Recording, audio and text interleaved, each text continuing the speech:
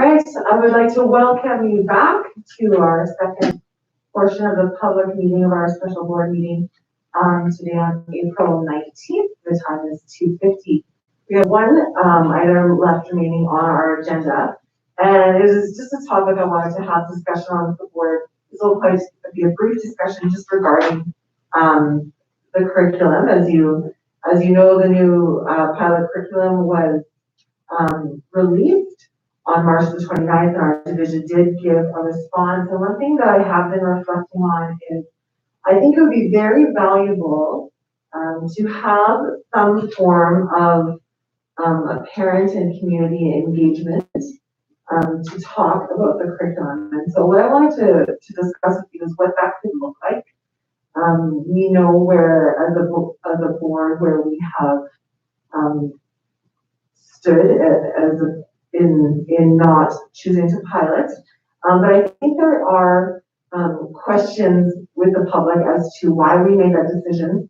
And I think even it would be valuable to provide the opportunity to educate on how curriculum is formed, what the process looks like, who makes those decisions, and even to allow community to be able to ask questions into the process. And so I'm not sure if this would be something that would be a town hall format, if this would be something that would be a division school council, or something beyond. But I would just like to open it up to discussion to the board. Doug. I think it's important to use our school councils representatives, because they've been informed throughout this year about everything, and they're bringing this information to us.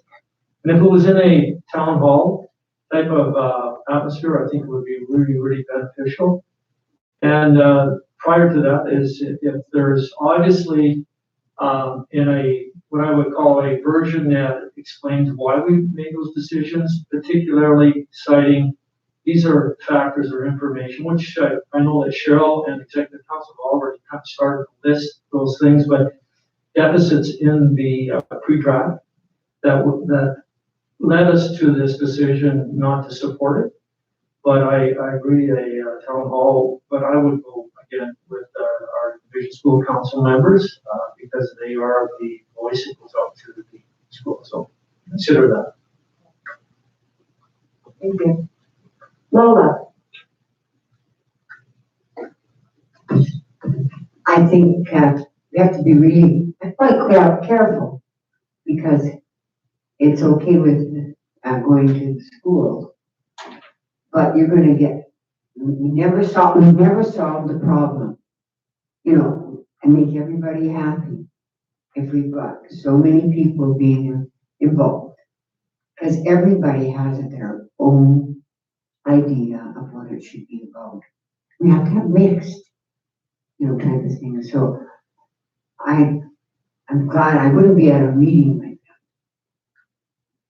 that. Thank you, Lola. And I think it goes on to what, that kind of tags onto what more I said in the chat. It will be important to allow goals or objectives of this endeavor when considering what this would look like. And I agree that that's essential. When I'm looking ahead to this, it's an educational piece for community. I think to gain understanding of how curriculum is formed, to gain understanding of why we made the decision that we did, and to inform them of those reasons, and to allow opportunity just to engage in conversation and ask questions for clarity. I think there's a lot of discussion, there's a lot of chatter in the playground, online, and some of my online observations are some are going off the mark, and I think part of that is just coming from, it's an emotional endeavor, especially for parents of children in K-6. Right now we're heading into K-6, and I think it's just really important to allow opportunity to ask questions. I mean, education is power, and I want people to have clarity as they're processing and forward. So I agree with you on that too. The other side of this is we're not sure how the government's going to respond to this, the pushback, I would call it pushback, from all the divisions. And I think it's really important that we have a clear understanding of where our parents are. A lot of the questions, I think most of us are getting, okay, since we have decided not to pilot this, how are we going to be involved in the curriculum? Because there's going to be some form of curriculum change, I would think, or modification. So it's important that our parents understand, number one, why we're here. Number two, educate them a little bit, and then when we get further information back from Alberta Learning, then it gives us a basis to say, this is what our parents are asking, this is where we're at. We're not saying we don't want a curriculum change, we're talking about certain parameters which would be identified by the board, by our teaching community, by our learning community, by the parents. And so if we have that feedback prior, that would be nice. Now, prior doesn't mean in the next 2 months. I think it could be September-ish or whatever, start sometime in that year. Thank you, Jen. Lola. We have to be careful because you said, we're not trying to change in so many words, change it. But if we put that out there, they say, oh, we already said this is what we want, and you're repeating it. We have to be very careful and stand very astute in saying what we need and what we want. Right. Thank you. Yes, I agree, Lola. We need to be very clear with what the objective is when we gather. Now, is this? Oh, sorry, Jen. Thank you, Jen. Well, first of all, I want to congratulate you for the way that you expressed on behalf of the board why we were rejecting the pilot. And I think from the response that came forward on social media, people were very appreciative of the reasons why. I know there's a number of districts that have just come out and said, no, they're not going to pilot it, but they really haven't said why. I think from what I've seen, we were the one district that really did come out and say the reasons why. But I'm wondering if there's so much up in the air right now as to what kind of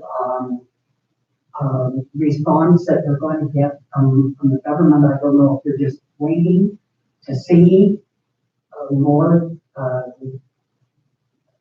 the school divisions that are going to pilot it or not pilot it. And so far, they haven't really come out and said that they're going to listen. So I don't know whether it would be worthwhile to involve our school councils in reaching out to the government and expressing their concerns about it. I don't know whether we need to have some kind of a meeting to do this, or whether we can just do it through our reps or whatever. But I'm thinking that that we need to hear from. Well, we certainly heard from teachers, at least through a formal with the ATA. But I think that it's important to maybe hear from the parents. So I don't know if there's some way that we can reach out and encourage parents to kind of do it, or whether we should kind of organize it ourselves. Just a thought. I think there's definitely sorry, Black, I do see you. There's definitely conversation with the parents, and I know members involved in school council that are pursuing that are pursuing letter writing to the government, and we can certainly encourage it. I don't think that we need to lead the charge in it. I think we can definitely trust our school councils to be doing that. We have very strong and capable school councils, but definitely they're definitely worthy of involving in conversation. And I think especially to to really give opportunity to hear them and have conversation and hear their perspective. Because as was said, we definitely heard a lot from our staff, from our teachers. And I also have had several emails from parents as well, but definitely just want to give another opportunity for just clarification and further conversation. Clark.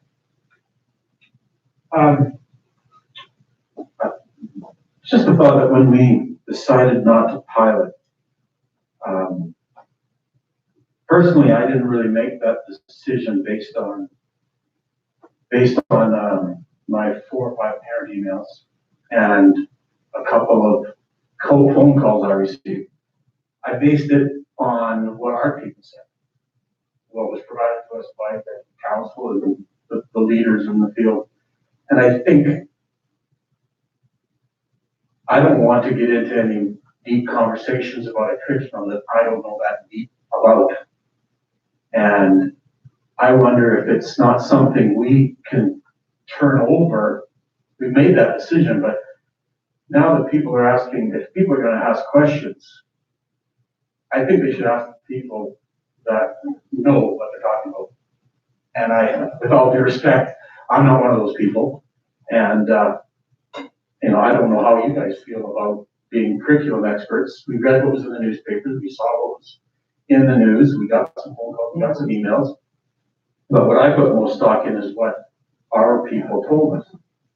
And I'd hate to sit there in some sort of a situation where I'm considered to be all knowing about this new curriculum, because I don't feel like I'm in that spot.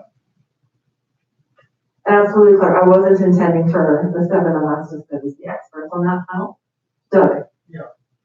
I agree, Clark, I agree with you. I think though it's about the process, and I think just an explanation is our parents have those questions. You bet.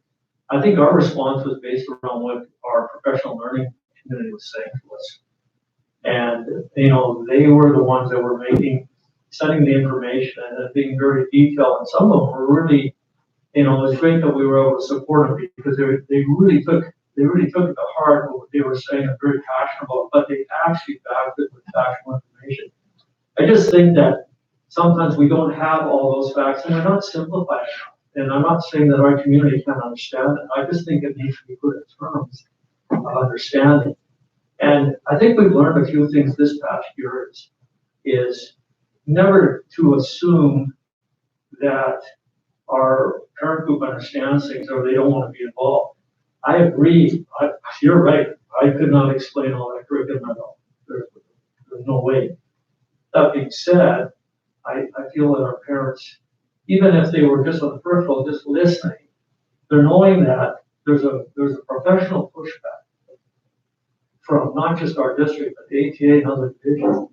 They probably do want to know why and a little bit of details, not the discussion of the exact curriculum, but just the overall flavor of it and why there is that pushback. So I just think anytime we have that, like I said, this past year, we have our community saying, we do want to be involved in some things.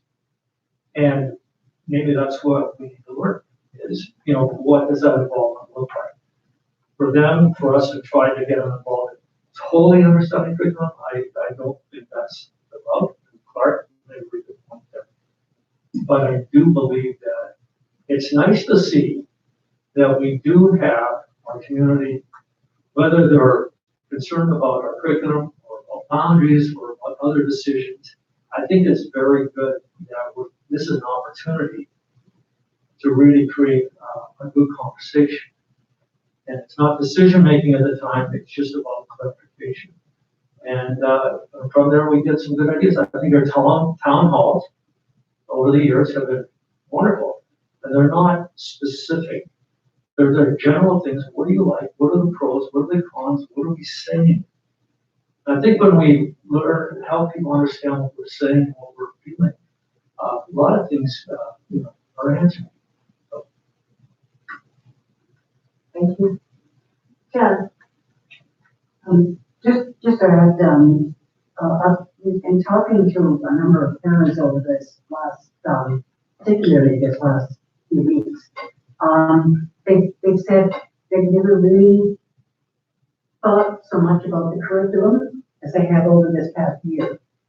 Because of the fact that so many are involved in online learning and having their kids, you know, at home and then it's back at school and that type of thing. They really started to, I mean, I guess as parents, you send the kids to school and you just assume that they're being taught a certain thing and get reports home and that's it. But I think over this last year, parents have got more interest in it. And I think myself, I think that's why we got such a response from particularly parents about us making that decision. All right, is this something that you would like to see the division school council as the educational portion? There's a half an hour. Or are you feeling that we would need more time with that and you would want to see it as a separate town hall style? And I agree with Clark. I'm not expecting the board to be delivering this information. I would ask Cheryl to spearhead that. I'm just wondering how do you see that coming forward in the best way for our public? So, I think we need to take a breath right now. We need to wait to see what Alberta Learning says, because they're obviously gonna listen to this and process it. I don't wanna jump to something right now. I don't think the timing's right. I think we made a message. I think generally there's a message out to the government in control at this point that we're not pleased as a collective learning community. I would not plan anything at this point. I would say that we're open to having discussion, but until we find out where we're at and where the ATA is and where our community is, then that would be a time. So I think timing is important, very, very important. So. all right, any further conversation? Donna?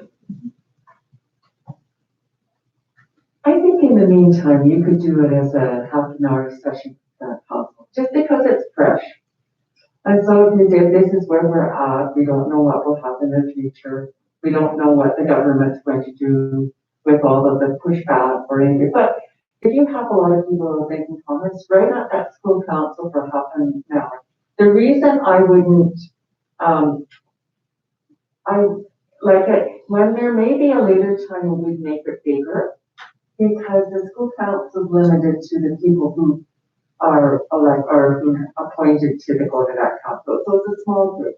But depending on what happens from the government or what the government feedback is on this new curriculum in a couple of months, you may want to have a bigger session for parents and those interested, because I hear a lot of interested people. It's but you could in the meantime have a half an hour session about what the process looks like. I like that, thank you. And I was envisioning it as an educational piece, not a change-making piece. That's how I was envisioning it. All right, any further comments or questions? Lola? Again, I just was wondering, so, I was wondering.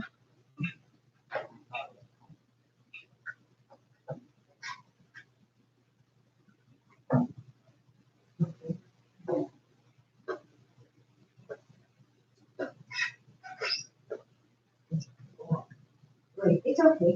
My voice is